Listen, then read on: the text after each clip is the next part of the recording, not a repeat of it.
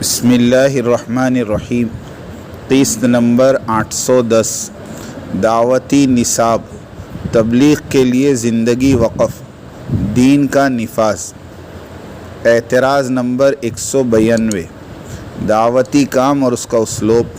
الحمدللہ وحدہ والصلاة والسلام علی من لا نبی بعدہ، اما بعد۔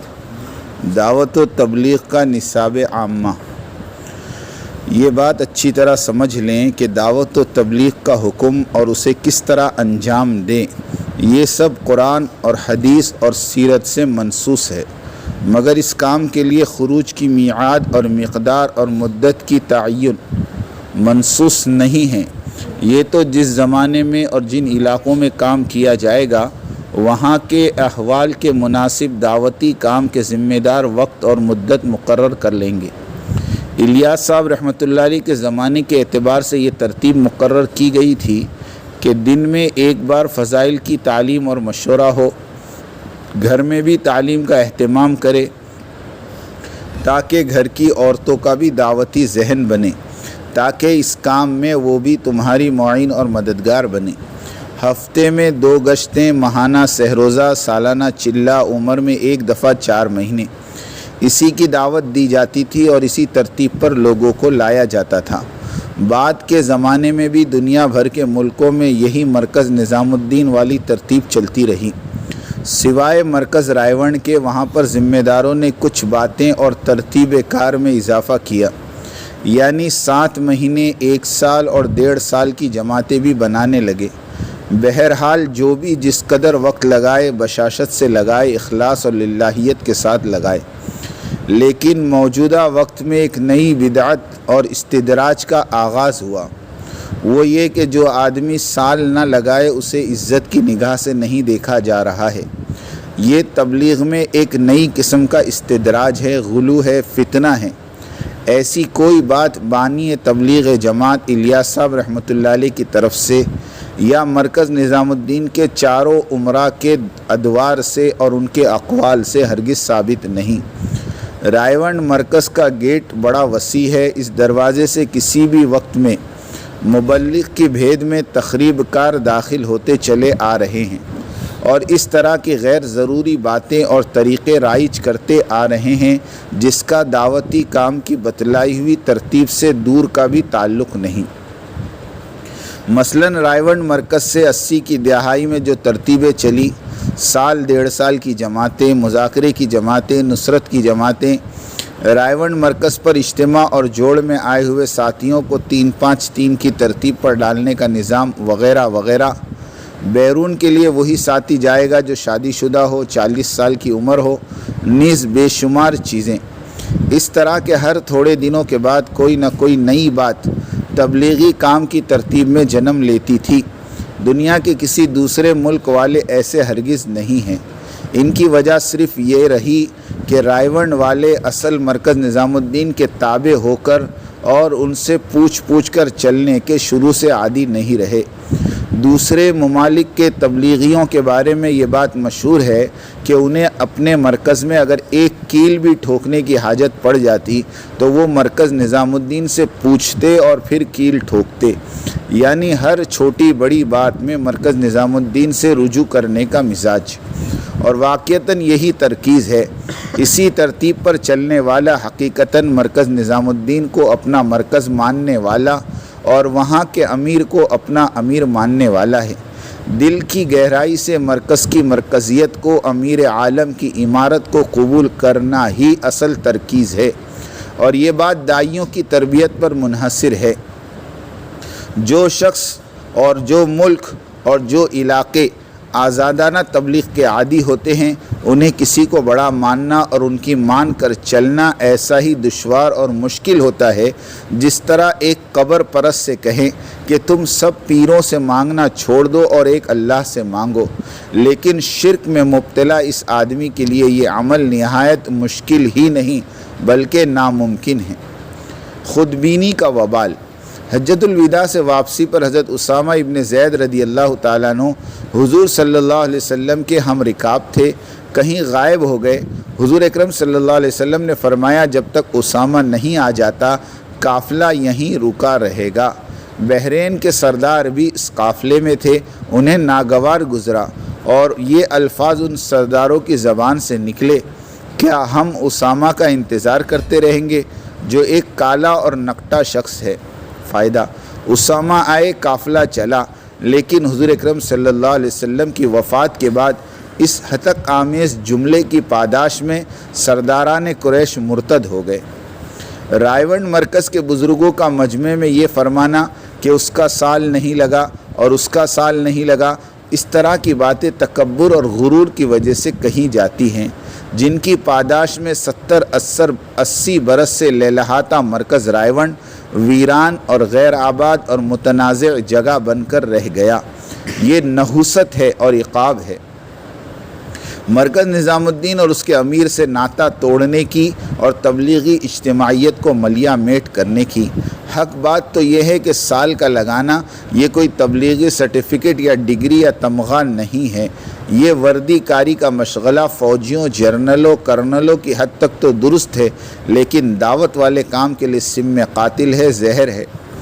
ایک علاقے کے نوجوان علماء پوچھنے لگے کہ شرعی طور پر بتلائیں کہ دعوت و تبلیغ میں لگنا اور دوسروں کو لگانا اور جماعتوں کی شکل میں خروج کرنا اسلامی نقطہ نظر میں اس کی کوئی حد مقرر ہے؟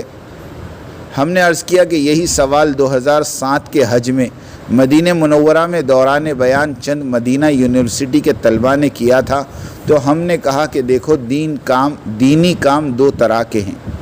ایک کا تعلق عدل سے ہے، یعنی اسلام نے جو پابندیاں اور فرائض آپ پر لاگو کیے ہیں اسے منوعاً ادا کرنا ہے، اس میں کمی زیادتی جائز نہیں۔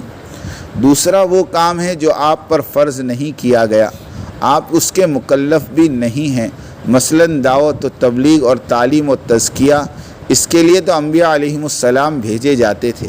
اگر آپ غیر نبی ہوتے ہوئے بھی فکر نبوی اور کار نبوت کی ذمہ داری اپنے سر پر لے رہے ہیں، باوجود اس کے کہ آپ نرے امتی ہیں، اس سے زیادہ کچھ نہیں، پھر بھی آپ دعوتی کام کے بوجھ کو سر آنکھوں پر لیے ہوئے انجام دے رہے ہیں، تو آپ کا یہ دعوتی کام انسانیت پر ایک احسان عظیم ہے۔ نماز عدل ہے تو دعوتی کام احسان ہے، اور احسان کی کوئی مقدار مقرر نہیں ہوتی، چاہے تو 2 روٹی سے کسی پر احسان کرو، چاہے تو 2 لاکھ روپے دے کر احسان کرو، چاہے چلہ لگا کر احسان کرو، چاہے 27 سال لگا کر احسان کرو۔ حضرت ظفر رضی اللہ تعالیٰ عنہ نے 27 سال اللہ کے راستے میں لگائے۔ اللہ تبارک و تعالیٰ کا ارشاد ہے، ان اللہ یأمر بالعدل والاحسان، اللہ حکم دیتا ہے عدل کا اور احسان کا۔ فائدہ، دعوتی کام احسان کے زمرے میں آتا ہے، اور احسان جان اور مال اور وقت کی قید و بند سے پاک ہوتا ہے۔ تنبیہ، دعوتی کام کا فہم علماء کرام ہی کو میسر ہوتا ہے، اور وہ اپنے علم راسخ کی روشنی میں صحیح استنباط کرتے ہیں، اور ان کے ذریعے دعوتی کام کا اصل پیغام عوام تک پہنچتا ہے۔ تنبیہ، دعوتی کام اور دعوتی عوام دونوں کسی نہ کسی حد تک ایک عرصے دراز سے بدنصیب رہے۔ دعوتی کام کی بدنصیبی یہ رہی کہ عرصے دراز تک یہ کام دنیا کے چند معروف اور مشہور عامی ہستیوں کے ہاتھ میں رہا، اور تبلیغی عوام کی بدنصیبی یہ رہی کہ ان میں اتنی طلب بھی باقی نہیں رہی کہ وہ اللہ سے یہ دعا کرتے، یا اللہ تو ہمیں داعی علماء کی سرپرستی عطا فرما جو ہمارے دین اور دعوتی کام کو صحیح سمت، یعنی ما انا علیہ و اصحابی کے نہج پر لے کر چلنے والے ہوں۔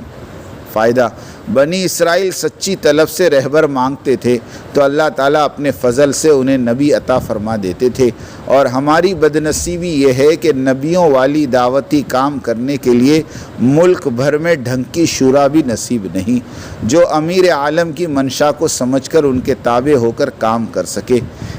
اس کا زندہ ثبوت یہ ہے کہ عمارت کو 5 سال ہو گیا، لیکن ہمارے مشوروں میں نہ تو حضرت جی رابع کی باتیں چلائی جاتی ہے، نہ ہی منتخب کو چلانے پر زور دیا جاتا ہے، اور نہ ہی مسجد کی آبادی کی محنت پر زور دیا جاتا ہے۔ یہ شکوہ تو ہمیں ملکوں کے مراکز کے ذمہ داروں سے ہیں، ورنہ عوام تو حضرت جی رابع پر اور منتخب پر اور آبادی مسجد کے عمل پر جان چھڑکتی ہے۔ تنبیہ، یہ حقیقت ہے کہ پورے 70-80 سال سے رائے ونڈ کو سلیقے کی شورا تک نصیب نہیں ہوئی، اس لیے ہر ایک اپنے کو بزرگ سمجھ بیٹھا تھا۔ اصل مرکز نظام الدین سے تو برائے نام وابستگی تھی، سب کے سب خود مختار بنے رہتے تھے، ماموریت کی معنویت سے یکسر غافل تھے، اپنے مرضی کے آزاد تھے۔ حضرت جی ثالث حضرت مولانا انعام الحسن صاحب نور اللہ مرقدہ نے بڑے دکھ کے ساتھ فرمایا تھا کہ رائے ونڈ والوں نے ہمیں کبھی امیر مانا ہی نہیں، ہم ہی انہیں اپنا رفیق بنا کر لے کر چلتے رہے۔ تبلیغ کے لیے زندگی وقف، سال 1.5 سال کی کیا حقیقت؟ عمرائے اربعہ کی طرف نظر ڈالنے سے یہی ملے گا کہ ان کے گھرانے کا بچے کا اوڑھنا بچھونا تبلیغ ہے، جو پیدا ہونے سے لے کر موت تک کی ساری زندگی کا ایک ایک لمحہ تبلیغ پر قربان کر دیتے ہوں، ان کے سامنے سال کی بات کرنا بالکل اسی طرح ہے جس طرح سورج کو موم بتی دکھانا، اور جیسے کسی شیخ الحدیث کے بارے میں کہنا کہ یہ حضرت نے تو احسن القواعد ہی نہیں پڑھی۔ امیر عالم حضرت جی رابع کی شان میں اس طرح کی ہتک آمیز باتوں سے اللہ سے ڈرو، بحرین کے سرداروں کی چال نہ چلو، چلے 3 چلے سال 1.5 سال کا اہتمام تو ہم جیسے دنیا داروں کے لیے ہے، جن کی ساری زندگی دنیا داری، تجارت، ملازمت اور فوج اور حکومت اور دفتروں میں گزر گئی۔ لوگوں نے ترغیب دی، تشکیل کی، پھر توفیق ہوئی کہ چلو کچھ دن یکسوئی سے اللہ کے راستے میں نکلیں تاکہ فکر آخرت اور مقصد زندگی کا احساس جاگ اٹھے، اور پھر جناب بزرگی اور شرائیت کے خواب دیکھنے لگ گئے۔ مثل مشہور ہے، چوہے کو ہلدی کی ڈلی ملی تو خود کو پنساری سمجھنے لگ گیا۔ نفاذ دین کی کلید دعوتی محنت ہے۔ حضرت جی ثانی مولانا محمد یوسف صاحب نور اللہ مرقدہ کا ارشاد، جو حضرت جی ثانی نے ڈھاکہ میں علماء کرام کے ایک اجتماع میں خطاب کرتے ہوئے فرمایا تھا کہ جن لوگوں سے تم اسلام کے نفاذ کا مطالبہ کر رہے ہو، اول تو وہ ایسا کریں گے نہیں، اور اگر کبھی عوام کے دباؤ یا تمہارے مطالبے پر ایسا کرنا شروع کیا تو تم خود ہاتھ جوڑو گے کہ نہیں بھائی یہ اسلام ہمیں نہیں چاہیے۔ مولانا محمد یوسف صاحب کاندھلوی نے فرمایا کہ اس کی مثال ایسی ہے جیسے کہ کسی جنبی پر دباؤ ڈالا جائے کہ وہ نماز پڑھائے، اور کسی ایسے شخص کو جس پر غسل واجب ہو نماز پڑھانے کے لیے مجبور کیا جائے، اول تو وہ ایسا کرے گا نہیں، اور اگر مجبور کرنے سے وہ مصلی پہ کھڑا بھی ہو گیا اور نماز پڑھا بھی دی تو کسی کی نماز ہوگی نہیں۔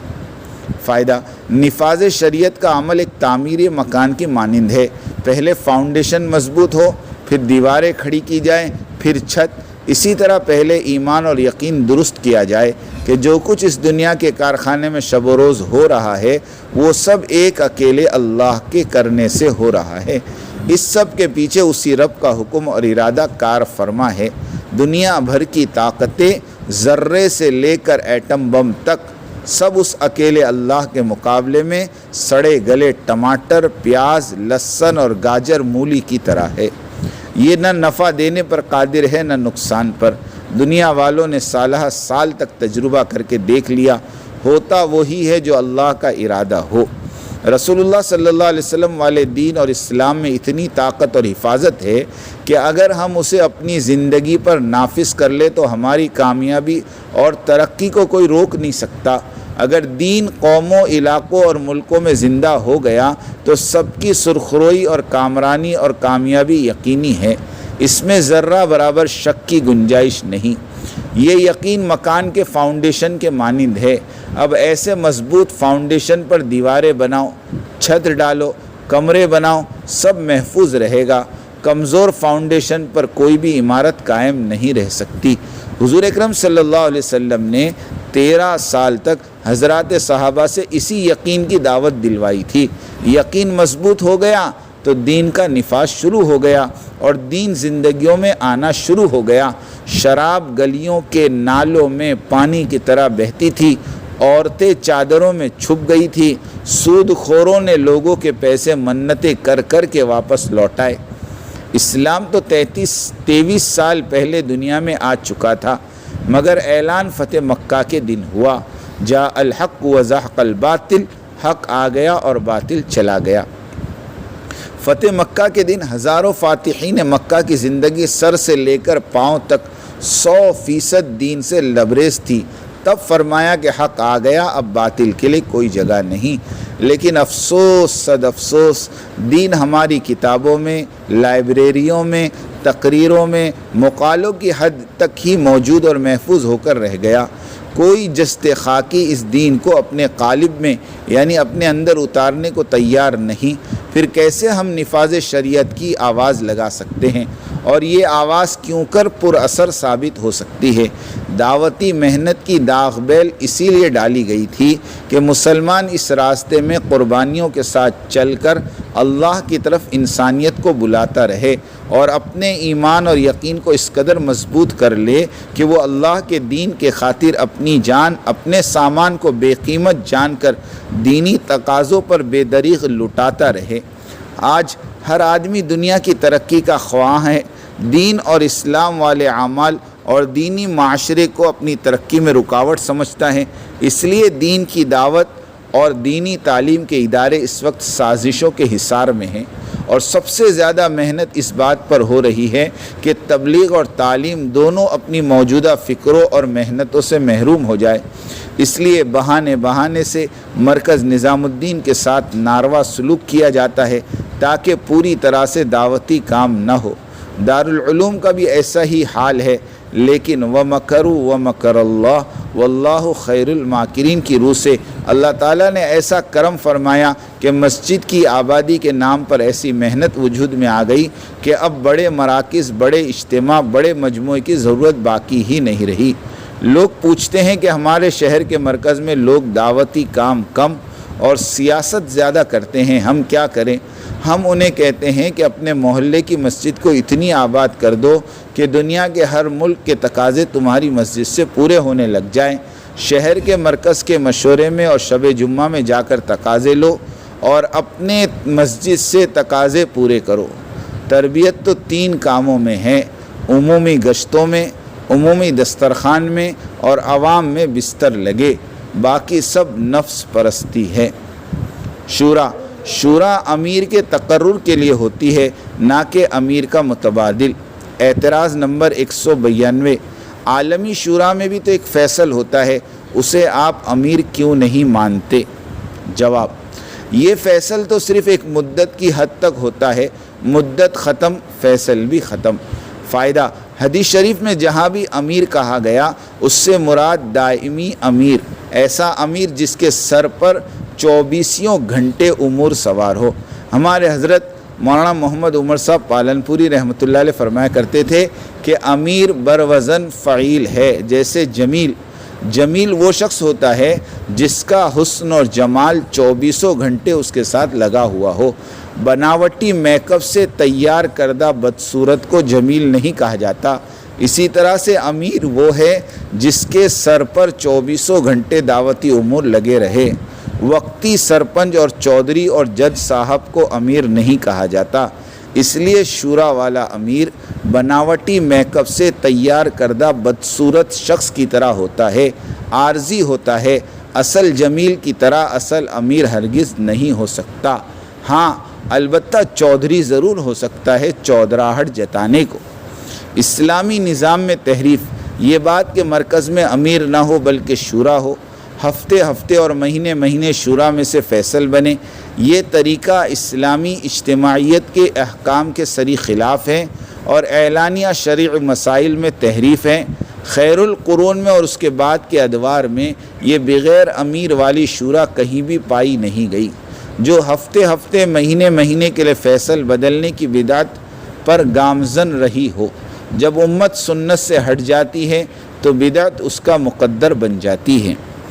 پڑوس میں دعوتی کام الحمدللہ ترتیب امارت پر چل رہا ہے۔ 15-20 مسجدوں کا ایک حلقہ اور ہر حلقے والے اپنا ماہانہ مشورہ کرتے ہیں اور جماعتیں نکالتے ہیں۔ ہر مہینے ضلع والوں کا جوڑ ہوتا ہے، اسی طرح ہر 2 مہینے میں پورے ملک کا مشورہ ہوتا ہے۔ سینکڑوں جماعتیں نکل جاتی ہیں اندرون اور بیرون کی، نہ کسی بڑی جگہ کی ضرورت، نہ کسی بڑے مجمع کی حاجت، نہ کوئی بڑے واعظین درکار۔ عمومیت کے ساتھ محنت الحمدللہ وجود میں آ گئی۔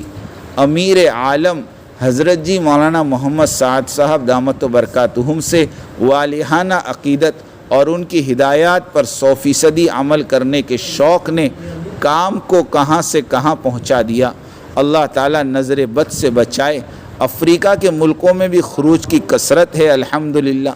फ़ायदा सवाबी में रायवंड के मज़ारिब वाले शुराइयों ने इमारत वाली जमात पर माजी की तरह मुहक्कमे के ज़रिए जुल्म ढाए, डराया, धमकाया। हमने कहा ज़ालिमों को छोड़ दो, कोई कार्रवाई न करो, दुआ करो उनकी हिदायत के लिए। नबियों वाले काम में इंतकाम लेना नहीं है, सब्र करना और दुआएं देना है। अल्लाह ताला हम तमाम की क़ुरबानियों को कबूल फ़रमाएँ और इंसानियत की उमूमी हिदायत के फ़ैसले फ़रमाएँ। आमीन आमीन आमीन। व आखिर दावाना अनिल हम्दुलिल्लाहि रब्बिल आलमीन। बात को समझने के लिए सबसे पहले आदमी अपने जहन को और अपने बर्तन को एतराज और तरद्दुद और इश्काल से खाली करे। इसलिए कि अगर किसी बात को भी मफ़हूम मुखालिफ और किसी बात को भी किसी दूसरे अमल की तरदीद या उसकी तनकीस या उसकी इफादियत को कम समझने के सुए-ज़न के साथ सुना गया, नफ़े की बातों से नुकसान होना यकीनी है। इसलिए सबसे पहले हम इसकी नीयत करें, पूरी बात सुनेंगे, आगे पूरी बात नकल करेंगे। आधी सुनना ये भी दीन दावत के लिए नाक़िस, और आधी बात का नकल करना ये तो बड़े फसाद का जरिया है। इसलिए बहुत तवज्जो के साथ बात सुननी है। और अगर आपने अभी तक हमारा चैनल सब्सक्राइब नहीं किया तो फौरन सब्सक्राइब कीजिए, साथ ही बेल आइकॉन पर क्लिक करें ताकि मजीद आने वाली वीडियो है वो आपको वक्त पर मिलती रहें।